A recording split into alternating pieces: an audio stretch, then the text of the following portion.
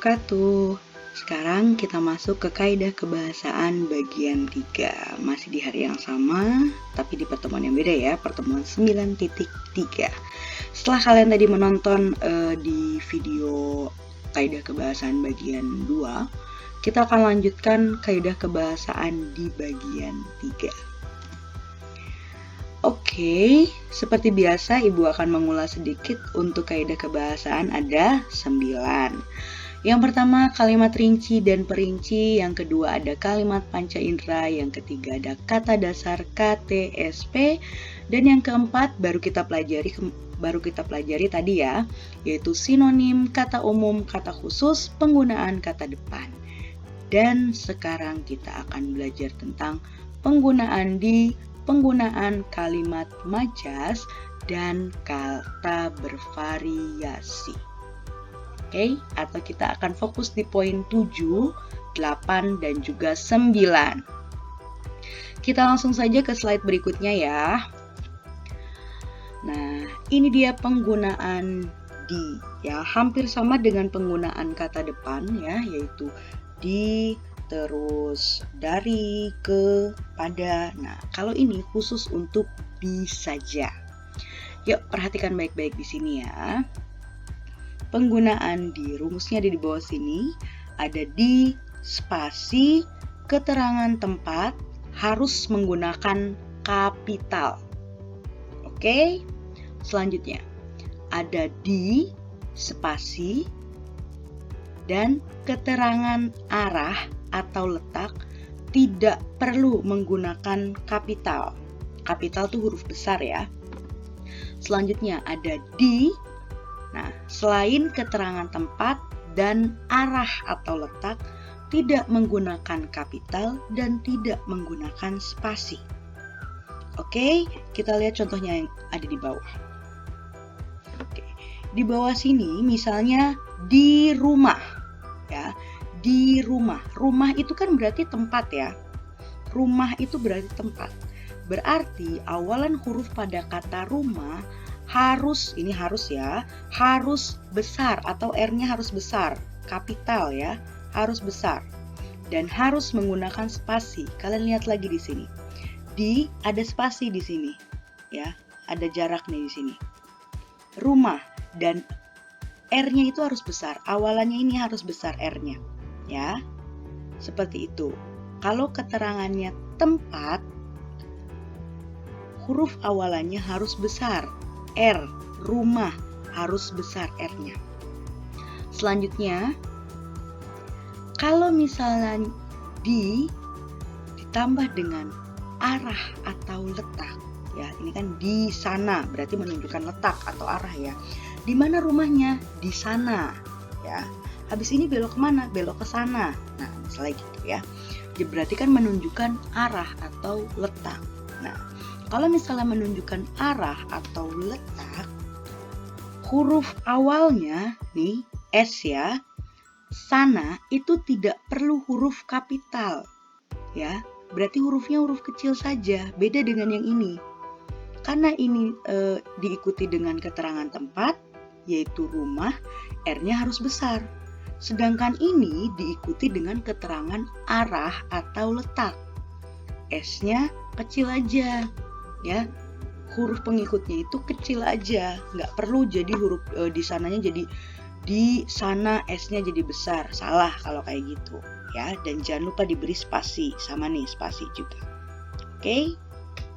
Selanjutnya, nah ini dicat penggunaan di mana selain keterangan tempat dan selain arah dicat, cat ya maksudnya ini tuh ya, dicat. Nah, dicat tidak menggunakan spasi, kata depannya juga di sini tidak harus kapital atau tidak besar, kecil aja C-nya, huruf C-nya ya. Nih, pada kata dicat atau dicat ya, tidak ada spasi dan tidak menggunakan huruf kapital di huruf awal pada sebuah kata cat atau chat ya. Nih, huruf kata chat ya. Chat ini kan depannya C. C-nya nggak usah besar, C-nya kecil aja. ya, dan tidak menggunakan spasi. Nggak ada spasinya nih. Beda sama ini kan ada spasinya. Ini juga ada spasinya. Begitu ya. Kalian lihat di sini. Ada penggalan paragraf, teks deskripsi tentunya. Atap rumah tongkonan melengkung menyerupai perahu, terdiri atas susunan bambu. Tongkonan tersebut didekorasi dengan sejumlah tanduk kerbau yang ditancapkan di bagian depan rumah adat. Di setiap bangunan bagian depan terdapat deretan tanduk kerbau. Oke, kalian lihat di sini. Lihat yang nomor 1 dulu. Tongkonan tersebut didekorasi dengan sejumlah tanduk kerbau yang ditancapkan di bagian rumah adat. Ya, di bagian rumah adat. Satu kalimat ini ada beberapa penggunaan di. Ya. Yang pertama, didekorasi. Nah, untuk didekorasi, otomatis masuknya kemana? Kemana? Ke selain keterangan tempat dan arah, ya, karena nggak ada spasinya nih. Oke, cirinya gitu aja deh, nggak ada spasinya ya. Selanjutnya, ditancapkan. Sama, ditancapkan juga termasuk ke dalam selain keterangan tempat dan arah. Oke, beda dengan yang di bagian rumah adat. Ada kata bagian. Bagian itu menunjukkan sebuah arah ataupun letak di bagian rumah adat. Jadi ada letaknya atau ada arahnya yang ditunjukkan. Ya. Selanjutnya ada di sini yang kedua kalimatnya, di setiap bangunan bagian depan terdapat deretan tanduk kerbau. Nah, ini masuknya kemana kira-kira? Masuknya ke sini, keterangan arah atau letak ya, di setiap bangunan. Nah, kata setiap itu menunjukkan arah atau letak ya. Kurang lebih seperti itu penggunaan di. Kita lanjutkan ke penggunaan kalimat majas. Untuk penggunaan kalimat majas itu kan perumpamaan ya, perbandingan. Nah, untuk majas dalam teks deskripsi sendiri, kita hanya menggunakan dua majas yang dipakai. Majas itu kan ada banyak sekali, tapi hanya 2 majas yang digunakan, yaitu majas asosiasi dan personifikasi. Untuk asosiasi dulu ya. Majas asosiasi ini adalah membandingkan 2 hal yang berbeda tapi dianggap sama atau satu arti atau satu makna. Nah, untuk majas asosiasi itu ada cirinya. Ciri khususnya yaitu biasanya menggunakan kata seperti bagaikan, laksana, bak, dan lain-lain. Kalian bisa lihat contohnya di sini.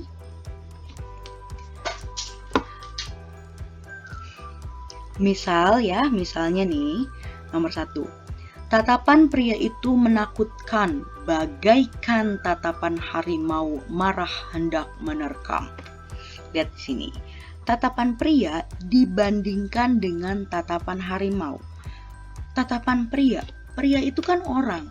Tatapan harimau itu kan hewan. Itu kan 2 hal yang berbeda antara manusia dan hewan, ya. Antara manusia dan hewan itu kan 2 hal yang berbeda, tapi memiliki arti atau makna yang sama, yaitu sama-sama menakutkan. Jadi tatapan pria ini dan tatapan bagaikan tatapan harimau.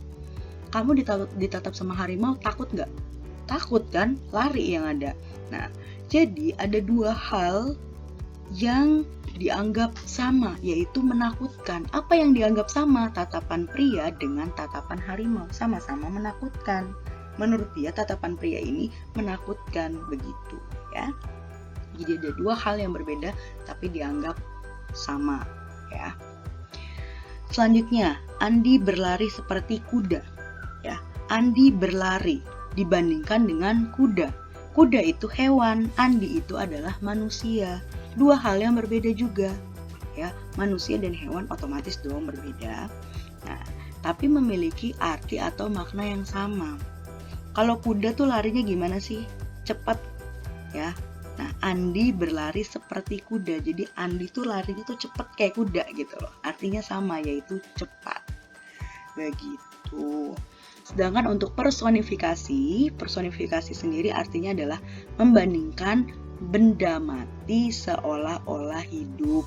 Ya, benda mati itu apa? Kursi, meja, lampu, kipas, itu kan benda mati, nggak bisa ngomong kan? Nah, kalau dipersonifikasi, membandingkan atau mengumpamakan benda mati seolah-olah hidup. Kalian bisa lihat contohnya di bawah sini ya. Nomor 1, pohon-pohon kelapa tampak melambai-lambai ketika kami sampai di pantai. Nah, dalam kalimat di atas menjelaskan pohon kelapa seolah-olah hidup, di mana pohon kelapa melambai-lambai. Sedangkan yang bisa melambai-lambai hanya manusia atau makhluk hidup. Ya, jadi si pohonnya itu tuh ketiup sama angin gitu loh. Jadi seolah-olah kayak melambai-lambaikan daun-daunnya gitu loh. Padahal kan ya memang tertiup angin aja gitu loh. Tapi di dalam kalimat ini si pohon-pohon kelapa itu dibuat seolah-olah hidup. Ada majis personifikasi di kalimat 1 ya. Karena pohon kelapa benda mati diumpamakan seolah-olah hidup, bisa melambai-lambai. Sekarang ibu tanya, yang bisa melambai-lambai itu siapa sih? Melambaikan tangan siapa? Manusia. Ngeri aja kan kalau misalnya sampai pohon ada tangannya, ya kan? Selanjutnya, yang kedua, kalimat yang kedua, longsor itu telah menegur kita untuk terus menjaga kelestarian alam. Ini pun sama. Pada kalimat kedua ya, ada kata menegur. Sedangkan menegur hanya bisa dilakukan oleh makhluk hidup. Kan yang biasa ditegur itu adalah manusia ya. Guru menegur siswa atau orang tua menegur anaknya. Longsor, tanah longsor, bisa ngomong? Kan nggak mungkin, ya kan? Tapi di dalam kalimat ini diumpamakan, ya, seolah-olah si tanah ini ngomong gitu loh, ya. Seolah-olah si tanah ini menegur kita manusia, ya, bahwa longsor itu telah menegur kita untuk terus menjaga kelestarian alam. Jadi ada yang dibuat seolah-olah hidup, yaitu longsornya, si tanahnya itu seolah-olah hidup dengan kata menegur. Sedangkan menegur sendiri hanya bisa dilakukan oleh makhluk hidup. Begitu. Kita lanjut ke yang terakhir ya. Nah, untuk yang terakhir ini cukup mudah, kata bervariasi. Sama halnya dengan kata umum dan kata khusus, kata bervariasi itu kalian cukup ingat sinonim saja. Ya, karena kata bervariasi itu sama halnya dengan sinonim, sama aja dengan sinonim, mohon maaf. Kata bervariasi sama saja dengan sinonim. Kalian bisa lihat di sini. Ada kata baik, sinonimnya ramah atau suka membantu. Bisa ramah atau juga bisa suka membantu. Nah, untuk kata bervariasinya gimana? Kalau ibu punya kata baik, kata bervariasinya berarti ramah, suka membantu. Berarti sama aja kan dengan sinonim. Sama aja kayak ibu punya kata bahagia, ya, atau ibu punya kata cerdas. Berarti kata bervariasinya itu adalah pintar, selalu ranking 1 misalnya. Begitu ya. Ingat, kata bervariasi itu sama dengan sinonim. Kalau ibu minta kalian carilah kata bervariasi, jadi carilah sinonim. Begitu ya. Kurang lebih seperti itu. Kita lanjut ke tugas ya. Untuk tugasnya, seperti biasa kalian tonton video ini dan setelah selesai kalian menonton video ini, lakukan absensi kehadiran di kolom komentar dengan menuliskan hadir, nama lengkap, dan juga kelas. Selanjutnya, kalian bisa klik link. Nah, untuk linknya ibu belum kasih di sini. Kenapa ibu belum kasih di sini? Karena linknya ada di deskripsi box. Nanti kalian bisa lihat di deskripsi box seperti biasa, seperti minggu lalu. Ibu sudah kasih tugas. Linknya ada di deskripsi box. Yang warna biru kalian bisa langsung klik dan kalian bisa langsung mengakses tugasnya. Begitu, terima kasih. Wassalamualaikum warahmatullahi wabarakatuh.